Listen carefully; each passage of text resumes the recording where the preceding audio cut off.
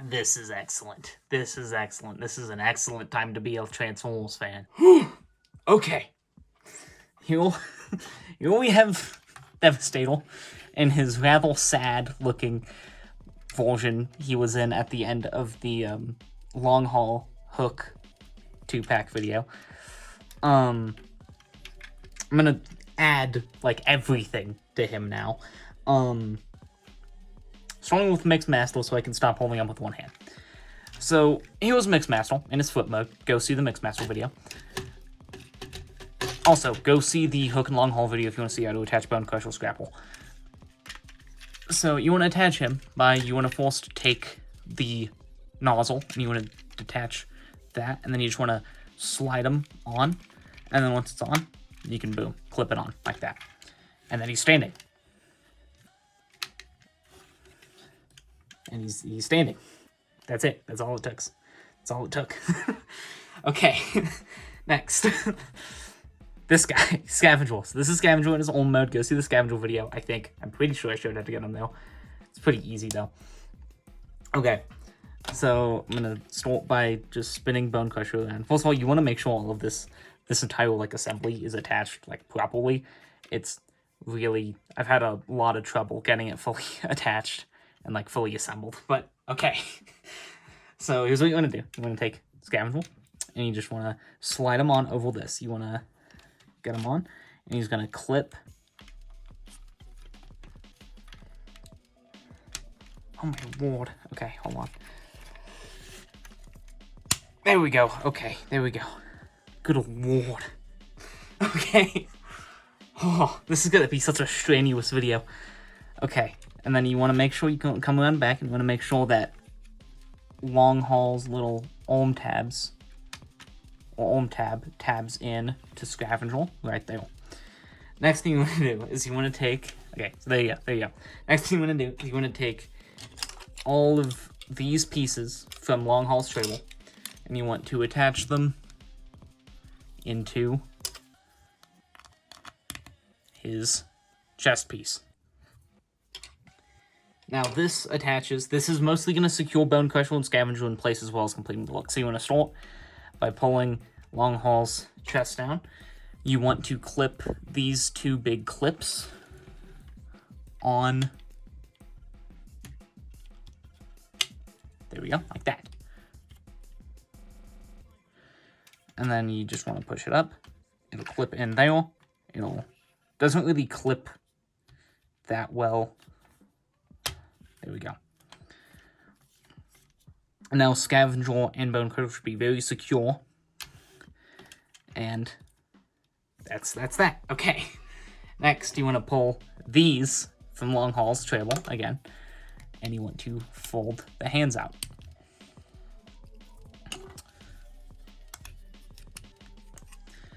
And then these will attach 5mm port, 5mm port. He's very top heavy, so I might dip him over at least once. 5mm port, 5mm port. There it is. And then that is Devastator. There's one major issue with this, and it's the same thing that pretty much every current combiner has as an issue, and it's the weapons. There was actually no weapon storage on Devastator. The closest thing you can get, obviously, on this guy is kind of just sticking them wherever you can. So, Long Haul's blaster goes down there. That's why it's not here. Then... So, the rest of these you can kind of just stick wherever. So, there's, I mean, I guess there's one that goes in the specific spot. So, you want to take Hook's blaster and attach it onto Hook's crane. Good lord, this is a pain.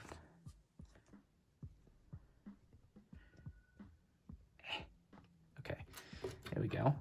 Attach it onto Hook's crane. There we go, like you normally would. All right, that's fairly easy. All right, okay.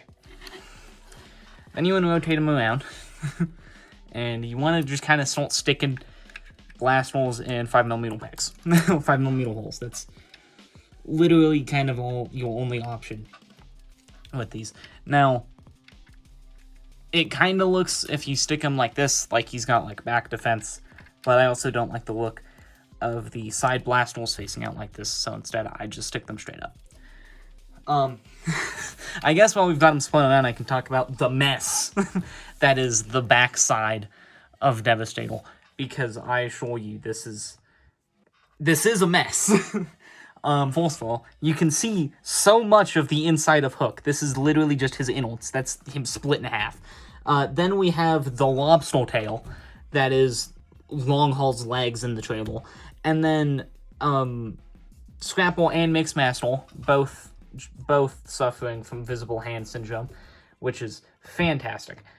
And all of that might sound like me being negative, but I'm not gonna lie, I love this guy too much to be negative about him. He's just so cool. He's just awesome. He's just an awesome figure.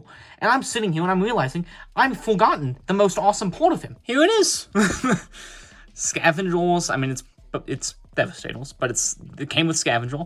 The two cannons that become Devastator's giant gun. Good lord. Now, I will say this guy does have some genuine partial, issues to him. Which I'll mostly talk about in Articulation. But just in terms of how this guy looks, he looks amazing. He looks awesome. You can't deny this looks awesome, right? Sure, he's got offset knees. Sure, he's got asymmetrical shoulders. I don't care. He looks awesome. This is Devastator to me. This is like what I think of when I think of Devastator. Well, that and Soul Wars exploding from Revenge of the Fallen, but that's different Devastator. This is Devastator, and it's so awesome. It just looks so good. Genuinely. Yeah, I'm gonna be really honest. I don't really know where to go next with him. I guess I should kind of take this away so that I can simplify the frame here. But this guy does just look awesome. He's very imposing. It's kind of hard to tell without some proper scaling going on here. And, yeah, give me a second. I had to get some figures for scale here. So here he is, next to 86 Megatron, review coming soon. And here he is next to 86 Grimlock, review also coming soon. But look at them. Look at them. This is incredible. This is awesome. I'm filming on 0.5, so the scale's gonna look a little weird. But I promise you, this looks awesome. This looks truly incredible. It's so cool. It's so cool to me how he looks with the rest of the 86 figures, and I've got him posed up with Megatron on my shelf. He looks awesome. He looks insane. The thumbnail of this video is going to be some awesome posing. I already know it. This is an amazing figure in terms of how he looks, how he doesn't scale right, not at all. This is not even remotely close to proper scale. But he looks amazing. I don't care if he scales right. He's awesome. I feel like I gotta be a little honest here, right? I feel like I gotta be a little honest with the fact that I've wanted a Devastator figure since I was 6. Genuinely, it's always been him, Bruticus. It's always been him and Bruticus. I always wanted a Devastator and Bruticus, man. I always wanted them. Genuinely, they've always been mine. My favorite, my grails. So when they started doing this guy, beginning of this year, which was perfectly timed, because that's when I started collecting again. I saw that they were doing 86 Devastator, and I was like, that is perfect. That is incredible. I'm buying all of them. And I got pretty lucky. I didn't have to buy aftermarket for anything. I found Bone Crusher Scrapper in person. The rest of them I got on Hasbro Pulse. I got from the source, man. And this is amazing. This is genuinely such an incredible figure. It's mind-blowing to me how much I just love this figure compared to pretty much everything else in my collection. I think it's even crazier for me to, think about that because of how much I hate most of this. How much I hate most of this individually. Individually, these are terrible figures. Bone Crusher was terrible. Okay, Bone Crusher was terrible, the rest of them were, fine. This is probably the worst commander ever. I don't have King Rodimus, so I can't say whether or not Rodimus is worse, but... so, this is probably the worst commander ever. These are two of the worst Voyagers ever, at least just because of pricing. They don't feel like they're worth Voyagers. And Scavenger's fine. Honestly, Scavenger's probably the best one for his pricing. But Bone Crusher was terrible. And, like, individually, this would be so bad. This should be terrible. I should hate it. But I don't. Because it's so worth it. The $210 that is sitting on my table in front of me was so worth it. Like, genuinely. I love this figure so much. And I want it known that I am being so not impartial. This video is so, I can't think of the word, but you know what I'm trying to say. This is such an awesome moment for me. Getting into articulation, finally. Starting up at the head. I'm gonna have to figure out how I'm gonna do this. Hold on, how do I, there it is, there's the thing to raise my camera. There we go. Okay. So, starting up with the head. His head sculpt is amazing. His head sculpt, it's Devastator. This is what he looks like, alright? Articulation here is it's just on a swivel, go all the way around. Now, if you really want to use it for certain, like, camera, if you're a photographer, you can use this to make him look up. You could potentially, depending on the way you can frame it, if you can frame it right, use this to make him look down. I would say good luck on doing that, though. I've got him so close to my light, man. Okay, I'm gonna pull him back just a little bit. Okay, arms can go out. Well, Bone Crusher's not a great one to show you. So, with the bucket tabbed in, it can't go out completely, but if I untab that, it goes out that far. I'm gonna just tab that. There we go. Arms can go all the way around. Bone Crusher is very loose. Alright? I have no clue who's a fix to this, and I know it's not just me. I know that is a very common issue, that Bone Crusher specifically is a very loose arm. That's not good. Considering this final product, this is how expensive this final product is, this is not a good thing. This is not good. And considering the inevitable $200 gift pack they're going to be doing, that's not good. They need to fix that on future copies on that gift pack at the very least. But, yeah. So they have technically less than 90 degrees at the elbow. By technically, I mean quite a bit less than 90 degrees at the elbow. Is that a little bit annoying? Absolutely. Did I expect it? Absolutely. I honestly don't care. The posing I do for this guy does not require him to have 90 degrees at the elbow. It's fine. Also, all of his arms can do this, which is actually pretty helpful for posing. You'd be surprised. Then, oh, and bicep swivels. Yeah. Now he does have a waist, though it's very limited. Goes about this far. I will say, for such a big dude, I don't really need a waist to go any further than that. So I don't have an issue with that, but okay. I'm gonna just leave that off for the rest of the video. Yeah, I know for some people that could be an issue, but it's fine. Honestly, it could have been worse. They added some cuts here to make it easier, which that's nice. It's nice that they added cuts. Obviously, that probably honestly saved them money because it required them to use less plastic, so they probably weren't complaining. As well, I mean. Okay, legs. Legs. This is gonna be the most taxing part of the video for me physically. Good lord, there's no way good to hold on to this guy. Okay, so going forward. See? Okay, there we go. Going forward, legs can go this far. Going backwards, legs can go that far. Good lord. Very, very clicky ratchets. Very nice sounding ratchets for the most part. Now, going out, not on ratchets, mind you. Legs can go out that far. Then we have thighs. Then we have 90 degrees at the knee. I will say, good lord. This does not make me want to do a Titan video. Getting Scrapple's knee to bend is very annoying. You have to put pressure on the cab, or else he does this.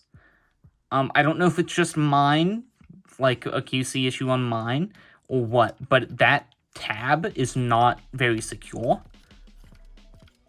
So it makes posing this knee is very annoying. That knee is also very squeaky. And then Bone Crusher has ankle tilt. Come on, there we go.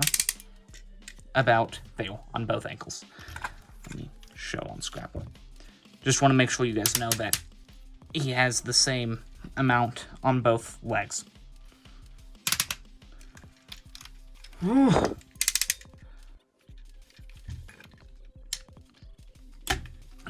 Good lord. Okay, that's Articulation oval. Well, I mean, I guess that's kind of it. I mean, oh, I didn't show an Articulation that his hand's open. His hand's open, so that's cool. Yeah, I guess that's kind of it. Oh, and he has wrist swivels. Yeah, no, that's it. Like, I don't have anything else to show you. He doesn't transform, so I don't have a transformation segment to show. This is it. That's the video. That's but no, seriously, this guy's awesome, and I do really like the way mostly this is done. I think that what they're doing with like Bruticus next year is going to be much better. Doing the arms on frames in order to keep the individual figures from being too compromised while also maintaining good arm strength is good. Like, that's very nice to me. That's very nice to me. But I do think that they can very easily in the future keep getting away with making the legs Voyagers and that. Although I will say those Voyager pricing increases not making me too happy next year. I'm not buying Voyagers next year except for the sequels and Swindle and Blue, but you know, other than them, no Voyagers. Other than them, no Voyagers next year. I promise. I can't guarantee that, honestly. But seriously, next year I'm feeling very priced out of Voyager class because $5 in Leader is fine.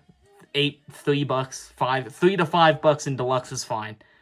$8 in Voyager, no. Voyagers have been consistently my least favorite figures. I just feel like they tend to not feel like they fit their pricing well. And this is a good example of that. But yeah, I do think they can continue to get away with that with the frame combiners, making the legs individual figures while keeping the arms frames. I think that they can get away with that easy money. I'm praying that Bruticus is amazing, because Bruticus is like my favorite Transformer character of all time. I mean, it's between him and Cliffjumper, but like seriously, Bruticus, none of the individual Combaticons, Bruticus specifically, I love him. I love him. Thank you, Fall of Cybertron. But yeah, no, seriously, this is awesome. This is an incredible figure. This is fantastic. I think next up, I'll go ahead and finish out the aerial bots, because I now have Skydive, so I'm now done with the aerial bots. I'm not going to give Skydive and Fireflight individual videos, though, because there's no reason to. They were identical to Slingshot and... what's his name? You know who I'm talking about. So, I will do those guys. I'll do Superion next week. And then it's the Wild West for me. It's whatever I want to do. So get ready for, like, Armada Optimus and Ultra Magnus and, all of my Commandos. Literally all of my Commandos. Maybe even Metroplex. I'm feeling very daunted by that, but maybe Metroplex. Maybe I'll even pull out my Combiner Wars, Bruticus. Oh, well, I think I'll save that for by the time Bruticus is done next year. But yeah, maybe I'll even do some weird one-offs with some blocky stuff if I feel like it. Yeah, as of completing Superion, it's the Wild West for me. That's how it's gonna be for a little while. But that's to keep me happy, because if I'm not happy, there's no... I just dropped Hook's gun. That means I should stop. Yeah, no. For me, if I'm not happy, I'm not making content. If I'm not making content, I'm not making content. So, and I want to be making content. So I want to keep myself happy. I'm going to be covering stuff I want to cover. But for the most part, it's pretty much anything I have. But there will be certain figures I will not be covering because I have a distinct hatred for them. Like Thundertron. I know I already covered him, but I hate Thundertron with a passion. Anyway. I'm recording this the same night as Mixmaster's re-recording, and I'm feeling funny. So, yeah. Good morning, if you're kind of weird. and watch Transformers videos in the morning, like me, good evening, good afternoon, good night. Maybe, depending on what time of day you're watching this video. But yeah, see you next week, hopefully.